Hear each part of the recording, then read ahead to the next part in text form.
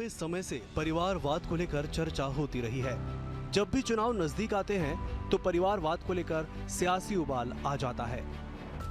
BJP ने जहां छत्तीसगढ़ विधानसभा चुनाव के लिए अपनी पहली सूची जारी कर दी, तो वहीं इस सूची में खैरागढ़ से बीजेपी के प्रत्याशी विक्रांत सिंह के नाम को लेकर सियासत तेज होती जा रही है।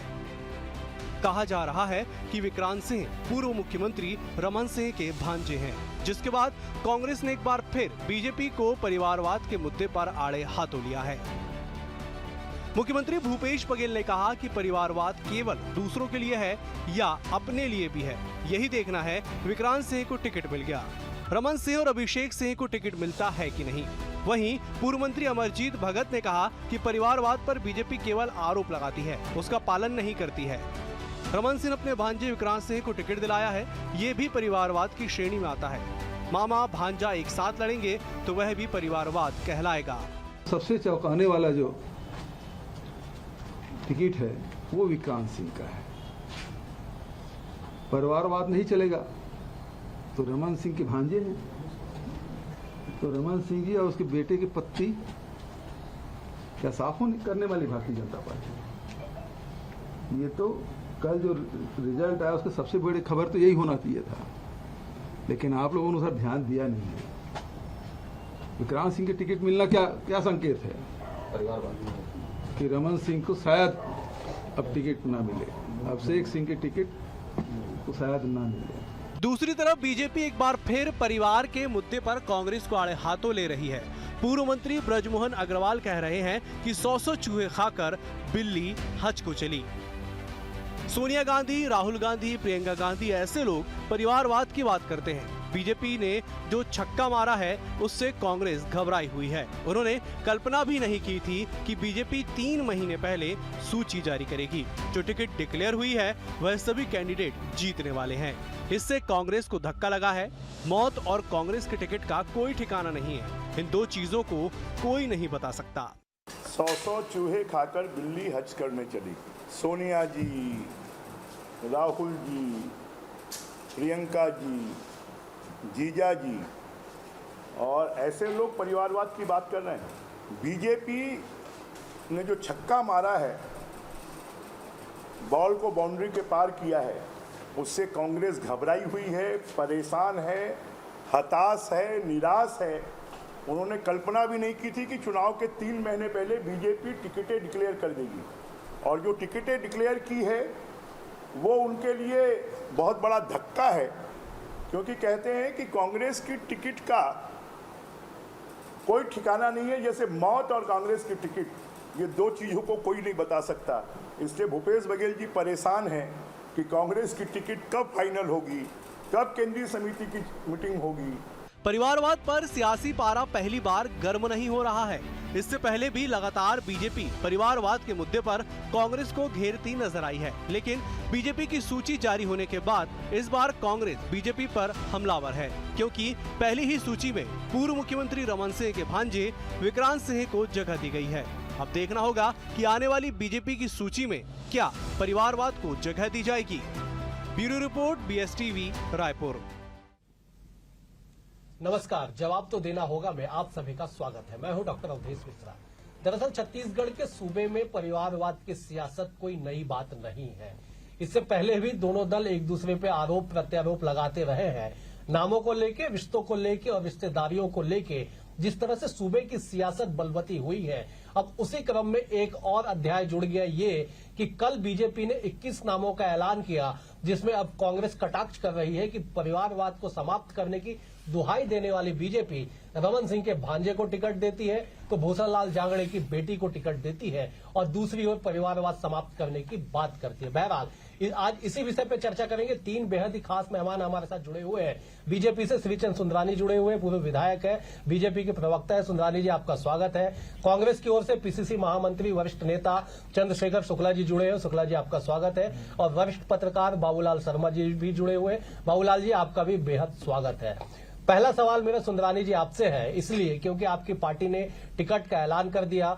अब कांग्रेस जो है वो हमलावर है और कह रही है कि आप लोग को कम से कम परिवारवाद की बात करने का अधिकार इसलिए नहीं है क्योंकि रमन सिंह के भांजे को टिकट मिलता है, पूर्व राज्यसभा सांसद की बेटी को टिकट आप लोगों के द्वारा दिया जाता है। बड़े दुर्भाग्य की बात है, कांग्रेस पार्टी आरोप लगा रही परिवारवाद का, जो परिवारवाद से लिपटी हुई है पूरी तरह से। हम बात करें जवाहरलाल नेहरू जी से इंदिरा जी के बाद राजीव गांधी के बाद सोनिया गांधी के बाद राहुल गांधी प्रियंका गांधी और प्रियंका वाडेरा के 2 बच्चे फिर तैयार हो रहे हैं आने के लिए। तो ये तो पूरा परिवारवाद, इसमें जहां तक विक्रांत सिंह की बात अगर हम करें या सरला कोसरिया की बात करें, ये पूरा परिवार जनसंघ की राजनीति से जुड़ा रहा है। विक्रांत के पिताजी लंबे समय से, जब से डॉक्टर रमन सिंह जी काम कर रहे हैं भाजपा में, तब से वो अलग से काम कर रहे हैं। कोई डॉक्टर रमन सिंह जी के रिश्तेदार होने का उनको फायदा नहीं मिला। उनका अपना व्यक्तित्व है, अपनी जमीन है, अपना वो नगर पालिका के अध्यक्ष रहे हैं कैरागढ़ के। वहीं सरला कोसरिया जी पार्टी में काम करते रही है लंबे समय तक। भूषण लाल जांगड़े जी की बेटी होना, बेटी तो जब ससुराल जाती है तो बेटी कहाँ रह जाती है, वो तो ससुराल पक्ष है उनका, और निश्चित रूप से वो उसकी अपनी पहचान है। स्वयं वो जिला पंचायत वगैरह वगैरह में लंबे समय से संगठन में काम करते रही है और उसका अपना व्यक्तित्व है। कोई किसी के दया पे आश्रित होकर सरला कोसरिया मैदान में नहीं है, या उनके पिताजी के नाम के चलते उनको टिकट मिली, या विक्रांत सिंह को डॉक्टर रमन सिंह जी के कारण टिकट मिली, ऐसा नहीं है। पिछले 3-4 चुनाव में विक्रांत सिंह का नाम प्राथमिकता पे चला है। कहीं न कहीं उनको अवसर नहीं मिला, पहली बार अवसर मिला है। और इससे डॉक्टर रमन सिंह जी को भूपेश बघेल जोड़े, कम से कम भूपेश बघेल जी को ये बात नहीं करनी। चले अब जवाब ले लेते हैं चंद्रशेखर जी। कहा जा रहा है कि परिवारवाद की राजनीति आप लोग करते हैं, नाम भी सुंदरानी जी ने गिनाए तमाम, मोतीलाल नेहरू से लेके जवाहरलाल नेहरू से लेके प्रियंका और राहुल वाड्रा तक का नाम गिनाया गया, माफ कीजिएगा राहुल गांधी तक का नाम गिनाया गया, और आप लोग परिवारवाद के आरोप लगा रहे हैं बीजेपी पे। देखिए अवधेश भैया, भारतीय जनता पार्टी के इनके मुंह में राम और बगल में छुरी, इनकी कथनी करनी में जमीन आसमान का अंतर है। जिला पंचायत में चुनाव लड़के संघर्ष करने सरला कोसरिया का योगदान इनको दिखता है। विक्रांत सिंह का नगर पालिका अध्यक्ष इनको नजर आता है। इंदिरा जी नेहरू जी के देहांत के बाद राजनीति में आई, चुनाव जीत के बनी। राहुल जी 4-4 बार के निर्वाचित सांसद हैं। राजीव गांधी जी भी निर्वाचित होकर संघर्ष करके पार्टी का काम करके पार्टी के मुख्य धारा में आके प्रधानमंत्री बने। यदि ये फिर देखना जाए तो कांग्रेस के जितने भी नेताओं का नाम लेते तो चुनाव बने, जैसे इन्हीं की परिभाषा बोला जाए। फिर ये जब भी विक्रांत सिंह को टिकट देते तो अब प्रश्न उठता है कि क्या ये अभिषेक सिंह को भी टिकट देंगे। लखीराम अग्रवाल जी के सुपुत्र अमर अग्रवाल जी राजनीति में आते, उसको एक किस परिभाषा मापदंड में डालेंगे। संजीव शाह भी राज परिवार के हैं और इनके पिता राजनीति में थे मानपुर मोहल्ला के, जिनके विषय में आप बताना भूल गए। ऐसे अनेक उदाहरण हैं। ये तो राजकीय हुआ, राष्ट्रीय में चले जाऊं तो अमित शाह से लेके जय शाह, वसुंधरा राजे सिंधिया से लेके उनके पुत्र, राजनाथ सिंह से लेके उनके विधायक पुत्र, ऐसे ना जाने कितनी लंबी फहरिस्त है। जब भारतीय जनता पार्टी का झूठ और चेहरा बेनकाब हो जाता है, भारतीय जनता पार्टी के कथनी और करनी में जमीन आसमान का अंतर है। इनके नेता एक दिन सुबह भाषण देते हैं कि 75,000 करोड़ के आरोपी हैं अजीत पवार, दूसरे दिन जाके उसकी गुलबाही करते हैं, शायद कमीशन और हिस्सेदारी मिल गई होगी। इनकी हर कथनी में झूठ है, थोथा चना बाजे घना। इनको जो ये बोलते हैं मान के चलिए कि इसका विपरीत ही करने वाले हैं।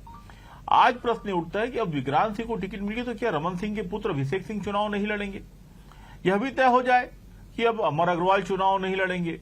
आपने रेशमलाल जांगड़े का, भूषण लाल जांगड़े का ताउम्र सम्मान नहीं किया, लेकिन आज परिवारवाद के नाम पे उनके परिवार की पुत्री को टिकट देके, क्योंकि आपके वहां कोई प्रत्याशी नहीं है, वो ऐसी जगह में आपने उतार के, चाहे वो संजीव शाह हो, तो ये इस जगह आप कुल मिला के भारतीय श्रवण मरकाम को लिख लीजिए, नगरी से हुआ, उनका भी बैकग्राउंड पारिवारिक राजनीतिक रहा है।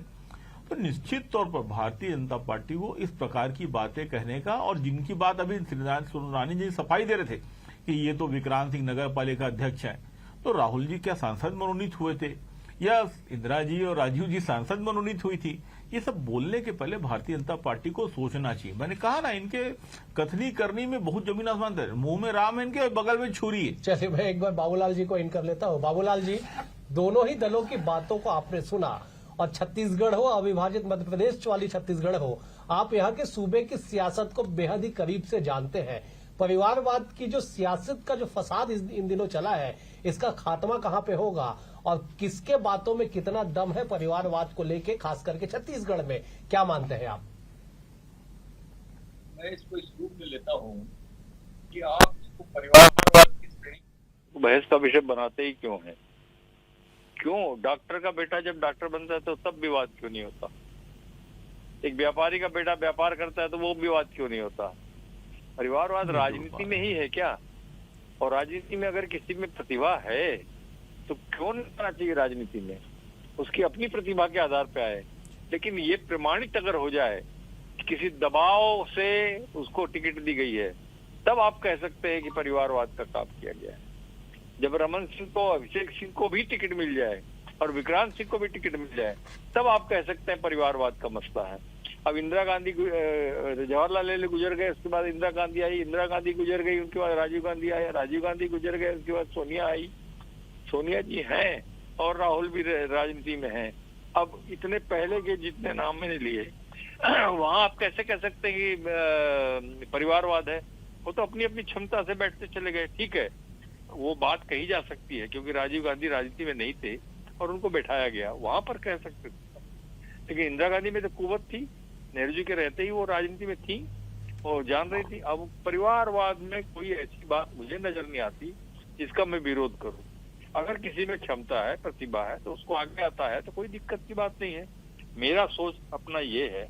लेकिन जहां तक भारतीय जनता पार्टी का सवाल है, निश्चित रूप से ये वाद का प्रतिवाद है। भारतीय जनता पार्टी हमेशा परिवारवाद करके कांग्रेस पे हमले करती है।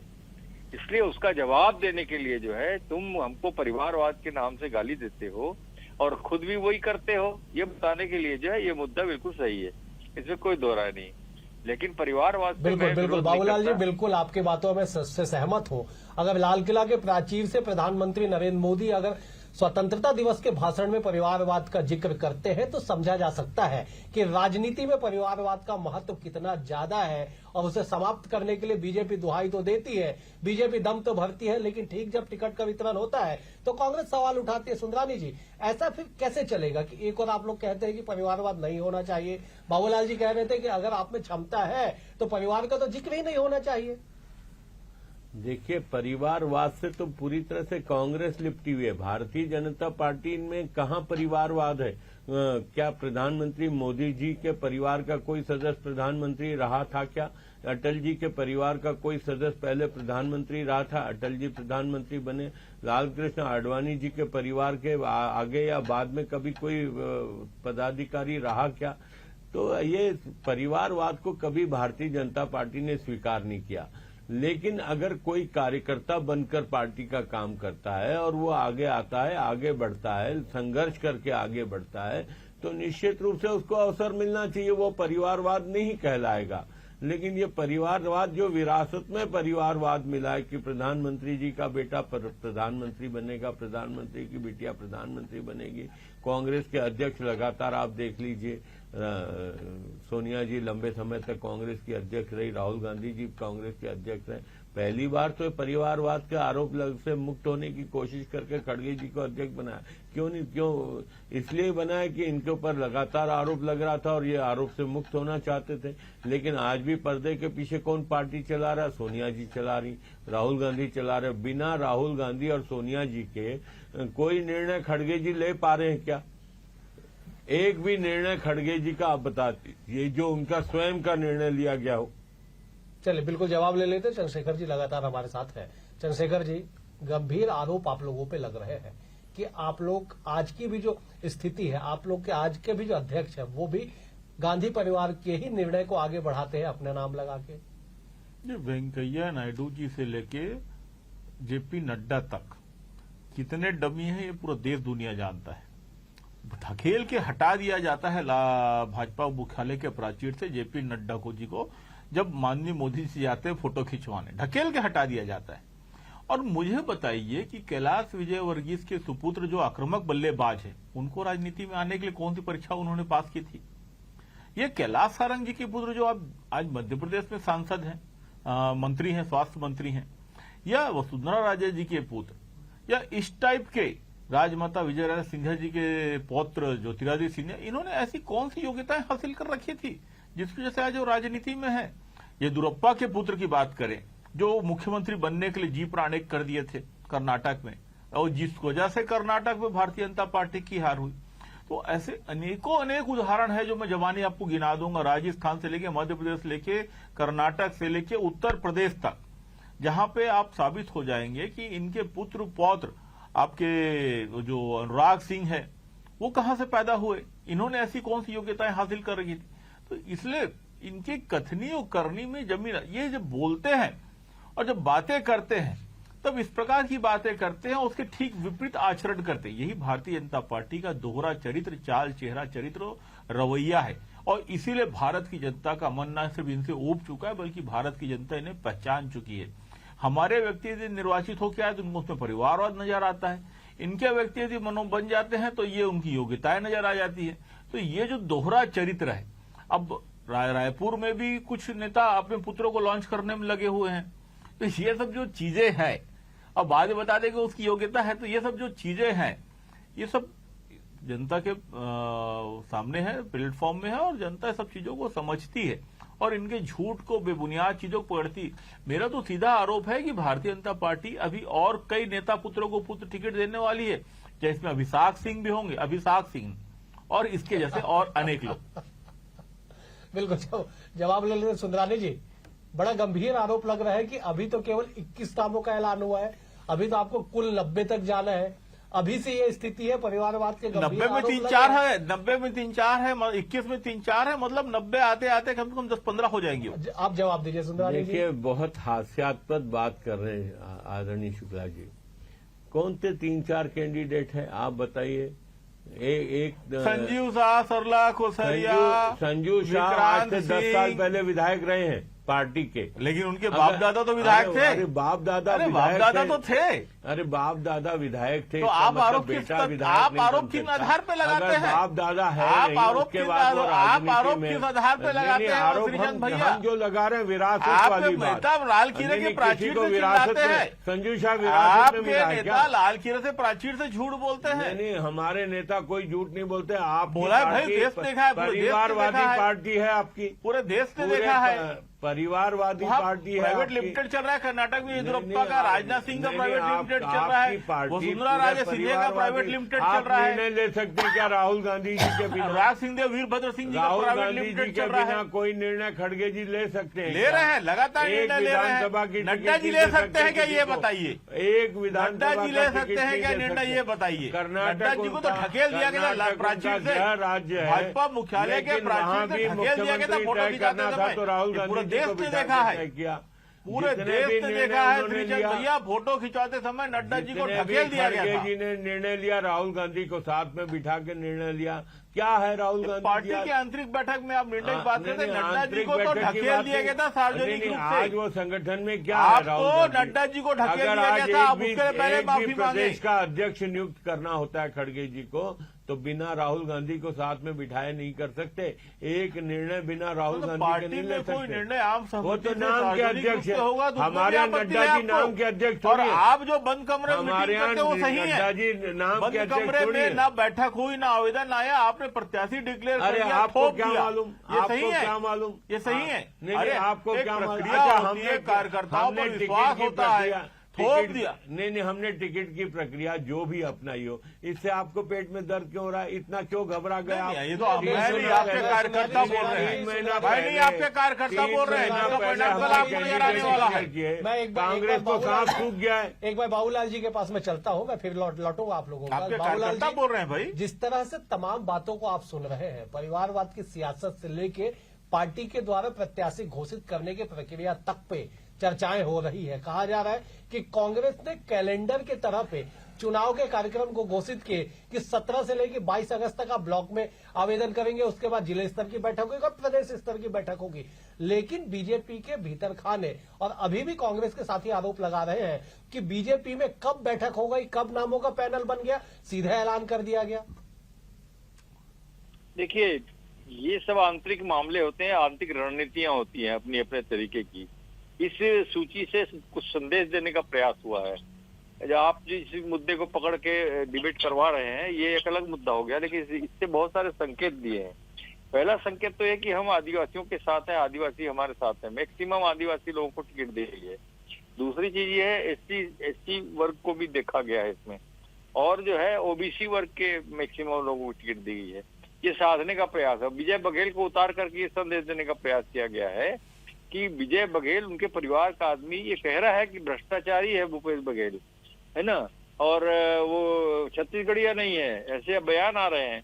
तो इनकी रणनीति ये होगी इसमें, मेरे को लगता है कि इस तरह से जब उनके परिवार का आदमी कुछ बोलेगा तो कुछ लोग तो सच मानेंगे उसको कि परिवार के आदमी कहते हैं भैया कि भूपेश ऐसे करे थे वैसे करे थे। ये रणनीति मुझे दिखती है। वैसे भूपेश बघेल के परंपरागत प्रतिद्वंदी हैं विजय बघेल। 5 बार चुनाव लड़ा, एक बार जीता, 4 बार हारे हैं। मैं एक बात कहना चाह रहा हूँ, एक बात कहना चाह रहा हूँ कि देखिए क्या बुराई है।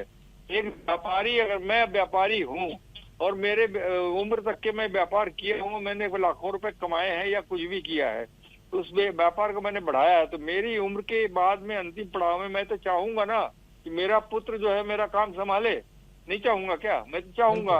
अब उसी तरह परिवार में अगर कोई राजनीति में है, वो सफल है, तो वो चाहेगा कि मेरी सफलता का जो राजनीति है उसका कोई ना कोई मेरे परिवार का आदमी संभाले, चाहेगा वो। लेकिन बाबूलाल जी दरअसल सवाल ये है, यहाँ पे सवाल ये उठ रहा है कि आप अगर व्यापारी हैं तो आपने अपने श्रम बल और धन बल से अपने व्यापार को खड़ा किया है, और आपका जो उत्तराधिकारी आपका बेटा है, पुत्र है, वो उसे आगे बढ़ाए, किसी को कोई दिक्कत नहीं है। लेकिन राजनीति तो सार्वजनिक जीवन का काम है। अगर सुंदरानी जी अपने 45 साल अगर राजनीति पे दिए हैं, तो अगर इनके बाद इनके उत्तराधिकारी के तौर पे अगर इनके बेटे सामने आते हैं, तो फिर उत्तर विधानसभा के बाकी कार्यकर्ता कहाँ जाएंगे, बाकी पदाधिकारी कहाँ जाएंगे? सवाल यही उठ रहा है यहाँ पे। मुझे प्रवक्ता गण जो बैठे हैं वो ये बता दें कि क्यों नहीं होना चाहिए।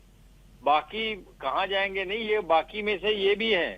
एक नेता का पुत्र यदि कार्यकर्ता भी है और वो काम कर रहा है, तो उसको क्यों अधिकार नहीं है नेतागिरी करने का? मुझे ये बता दीजिए। आप एंकर हैं, आपके रहते अगर आपका पुत्र किसी दूसरे एंकर बनता है तो क्या गलत है? आदरणीय बाबूलाल जी जवाब ले लेते सुंदरानी। आदरणीय बाबूलाल जी, अवधेश जी, मैं आपको एक बात बता दूं कि अगर मेरा पुत्र उस वक्त आ जाता है जब राजनीति में वो नहीं रहता है, मेरे कारण वो आता है और तत्काल उसको टिकट मिल जाता है, तो निश्चित रूप से ये उचित नहीं होगा। कहीं न कहीं कार्यकर्ताओं का हक मारने जैसी स्थिति होगी। लेकिन अगर मेरा पुत्र या किसी अन्य नेता का पुत्र अगर वो बचपन से अपने जवानी से राजनीतिक क्षेत्र में काम करते करते करते नीचे से ऊपर आता है, तो उसमें क्या वो परिवारवाद थोड़ी कहलाएगा?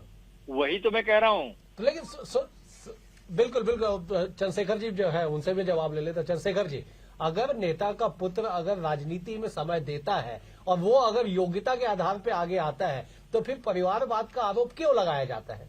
अवधेश जी, आज एक नई परिभाषा मुझे जानने के लिए मिली कि पब्लिक लिमिटेड प्राइवेट इंटरप्राइजेस और दुकान की तरह होती है राजनीति। कि यदि पुत्र पिता के साथ काम कर रहा है और पिता के जाने के बाद या पिता के रहते उसकी गद्दी में बैठ जाता है तो स्वीकारी।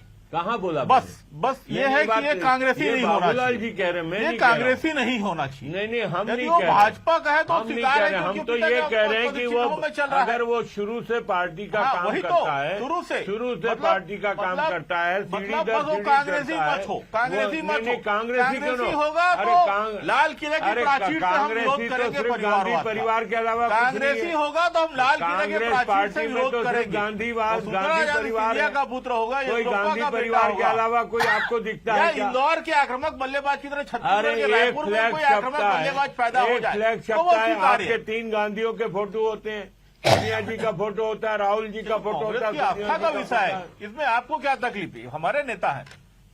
नहीं, आपके नेता, हमें कोई तकलीफ नहीं है साहब, लेकिन परिवारवाद पे चलने वाली पार्टी आपने कांग्रेस आज जो पार्टी नई है, परिभाषा दी, भारतीय जनता पार्टी नहीं आपने है। जो आज नई भारतीय परिभाषा जनता दी, पार्टी इंटरप्राइजेज प्राइवेट लिमिटेड व्यवसाय की तरह यदि पिता के साथ पुत्र काम करते करते आ जाता तो स्वीकार्य। चलिए, तो सबसे वो कांग्रेसी नहीं होना चंद्रशेखर जी, चाहिए। मैं चंद्रशेखर नई जी, समय परिभाषा का के थोड़ा सा अभिभूत हूँ अभाव है। आपसे।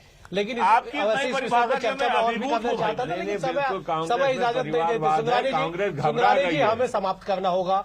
आप तीनों ही मेहमानों का बेहद शुक्रिया। सुंदरानी जी आपका शुक्रिया, चंद्रशेखर जी आपका शुक्रिया, बाबूलाल जी आपका शुक्रिया, आपका भी शुक्रिया। कुल मिला के ये है कि सियासत में अगर विरासत को संभालने की बारी आएगी तो परिवारवाद के आरोप लगेंगे ही, चाहे वो बीजेपी की ओर से लगे, लेकिन कांग्रेस की ओर से लगे। लेकिन सबसे बड़ी बात यह है कि इन तमाम समीकरणों में परिवारवाद के बीच अगर कहीं पे योग्यता है तो योग्यता को परिवारवाद से पृथक करके देखा जाएगा तो निश्चित तौर पर लोकतंत्र में एक स्वस्थ राजनीति की परंपरा होगी अगर परिवारवाद के इतर देखा जाए तो। बहरहाल आज इस चर्चा में इतना ही। कल एक और नए विषय के साथ जवाब लेंगे, जवाब तो देना होगा हमें। आपसे मुखातिब होंगे, तब तक के लिए नमस्कार।